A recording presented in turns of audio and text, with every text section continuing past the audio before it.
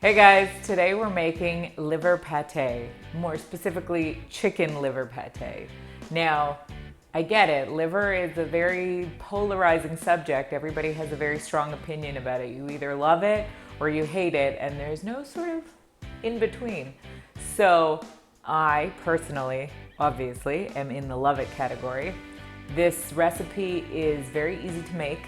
It's very difficult to film because of how it looks.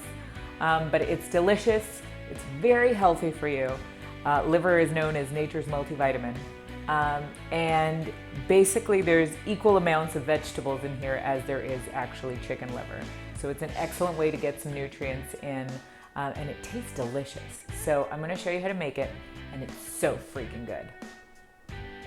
This recipe is for about a pound of liver. I'm cutting up 3 to 4 medium-sized onions, doesn't matter what size, 1 parsnip, a few carrots, that all goes in one bowl.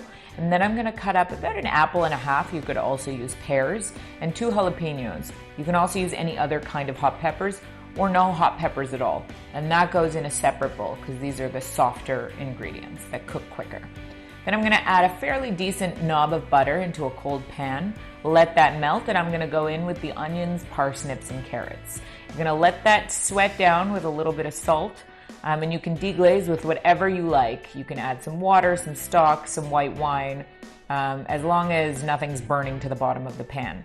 Once those are mostly cooked through, you're gonna go in with your apples and your peppers, and I'm also adding cumin, coriander, granulated garlic, and a bit of smoked paprika. Now the smokiness really helps to elevate the flavor of this pate. Once everything is cooked through, I'm gonna go in with the liver, some more salt, and you're gonna cook until it's just pink in the middle. None of that dark red stuff when you break it open with a spoon. And once everything's fully cooked, most of the liquid's evaporated, let it cool down a little in the pan, and you're gonna transfer it to a fairly deep container for blending.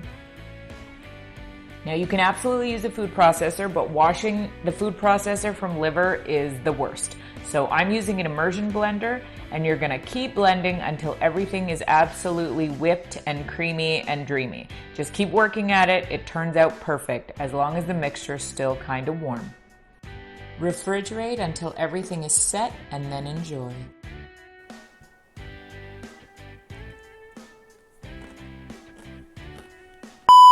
I'm practicing my swipe.